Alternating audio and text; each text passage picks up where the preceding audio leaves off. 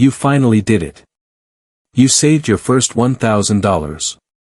Maybe it took months of skipping takeout, saying no to plans, or grinding extra hours.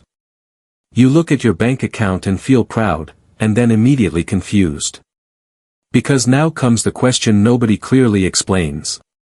Do you keep saving it, or do you invest it? And suddenly your brain is flooded with opinions. One person says investing is the only way to get rich. Another says you should never invest until you have way more savings. Online videos make it sound like if you don't invest right now, you're already behind. And at the same time, the idea of losing that hard-earned $1,000 feels terrifying. If that sounds familiar, you're not bad with money. You're normal. Most people aren't stuck because they're lazy or irresponsible. They're stuck because nobody ever showed them how to make this decision in a simple, logical way. School didn't teach it. Your parents probably learned through trial and error. And the internet loves extremes. So today, we're going to slow everything down and answer one simple question. What should you actually do with your first $1,000, in real life, as a normal person? Let's start with the biggest mistake people make right here. They think saving and investing are opposites, like you have to pick one forever. In reality, saving and investing are tools, and each tool has a job. The problem is most beginners try to use the wrong tool at the wrong time, then wonder why things feel stressful. Saving money is about safety. It's about protecting you from life. Investing money is about growth. It's about helping your money grow over time. When people mix those two up, they get into trouble. If you invest money you actually need for safety, you feel anxious and panic when the market moves. If you keep all your money in savings forever, you stay safe but fall behind slowly because your money isn't growing much. The goal is balance, not perfection. So let's picture a real situation. You have $1,000 sitting in your checking account. Your car works, but it's old. Your job is decent, but not guaranteed. You use your debit card for everything. Maybe you have a credit card balance, maybe you don't. This is where context matters more than rules.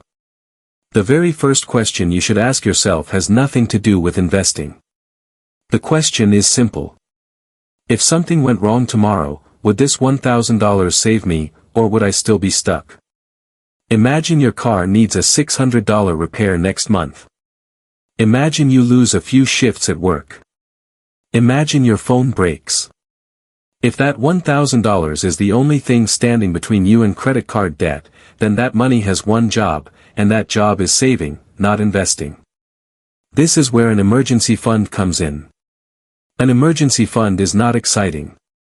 It doesn't make you feel like a genius. But it is the foundation of every strong financial life. Without it, every surprise turns into debt. And debt is what quietly destroys progress. For beginners, your first $1,000 is usually the start of your emergency fund. Not the finish line. Just the start. This money should live somewhere boring and safe, like a high-interest savings account. Not your checking account where it gets spent accidentally, and not the stock market where it can go down when you need it most. Here's why this matters so much. Let's say you invest your entire $1,000 because you're excited to grow it. A few months later, your car breaks down and you need $700. Now you're forced to sell your investments, maybe when the market is down, and maybe at a loss. Or worse, you put the repair on a credit card with high interest. Suddenly, investing didn't make you smarter. It made life harder. This is why people say investing is risky, even though the real risk was skipping the safety step. Investing works best when you don't need the money anytime soon. Saving works best when life is unpredictable, which it usually is. Now, let's talk about debt, because this changes the answer a lot. If you have high-interest debt, like credit cards, your first $1,000 has another job. High-interest debt grows fast, usually faster than most investments. If your credit card charges something like 20% interest, that means your balance is growing every month. Investing while carrying that kind of debt is like trying to fill a bucket with a hole in it. Paying down high-interest debt is a guaranteed return. There's no market risk there. You're not guessing. You're saving yourself from future interest. So if you have credit card debt and no emergency savings, a smart move is often to split the roll of that $1,000. Some of it goes toward building a small safety cushion, and some of it goes toward reducing that expensive debt. That way, you're protecting yourself from emergencies and stopping the bleeding at the same time. Now let's talk about the moment everyone is waiting for. When does investing come into play? Investing becomes a good idea when you have some breathing room. That usually means you have at least a small emergency fund started and your high-interest debt is under control.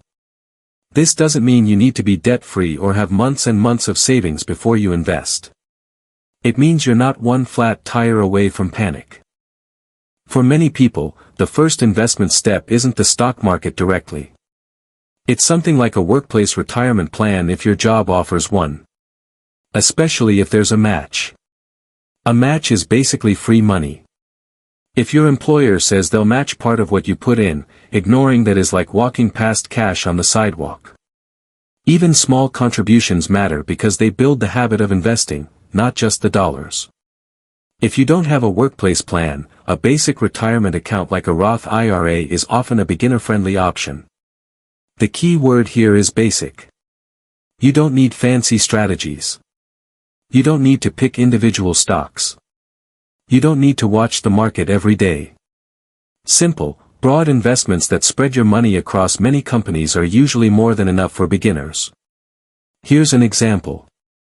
Let's say you decide to invest $100 out of your $1,000. That doesn't make you reckless. It makes you intentional. You're keeping most of your money safe while letting a small portion start working for your future. Over time, as your savings grow and your confidence grows, that investing portion can grow too.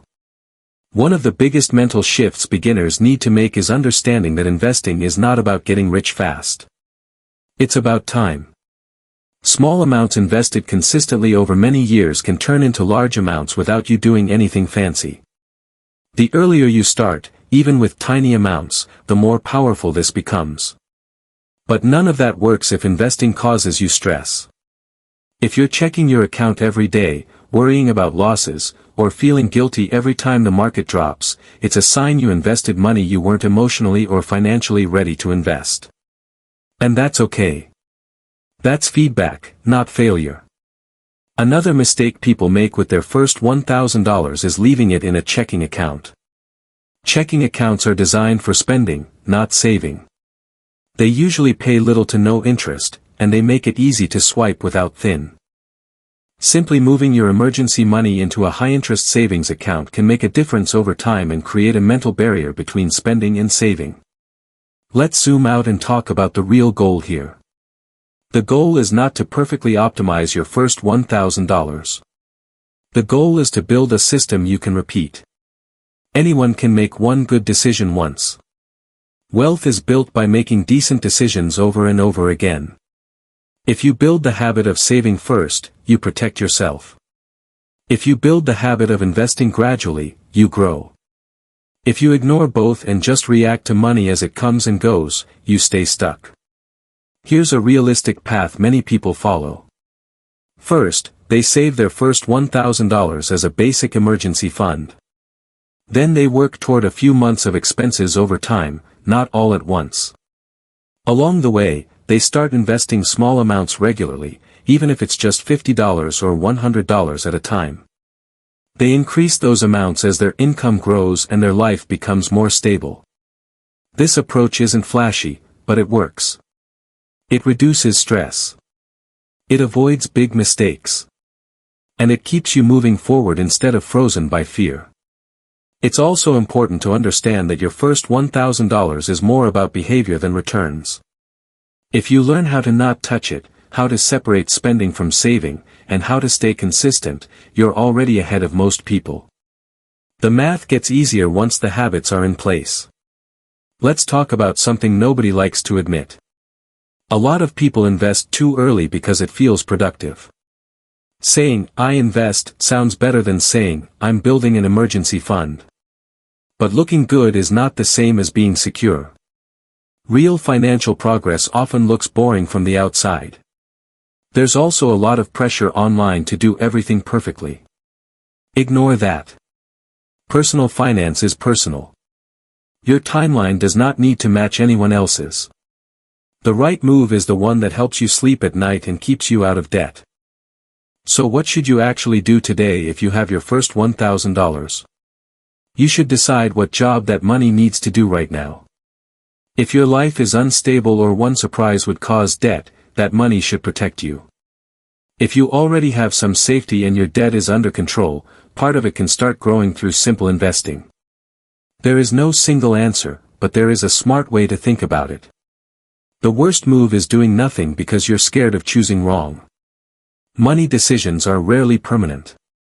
You can adjust as your life changes. You can move money. You can learn. The only real mistake is ignoring the decision altogether. Here's the big takeaway. Your first $1,000 is not about maximizing returns. It's about building confidence, safety, and momentum. Save enough to protect yourself. Invest enough to start your future. And grow both over time as your income and knowledge grow. If you can do that, you're not behind. You're exactly where you need to be.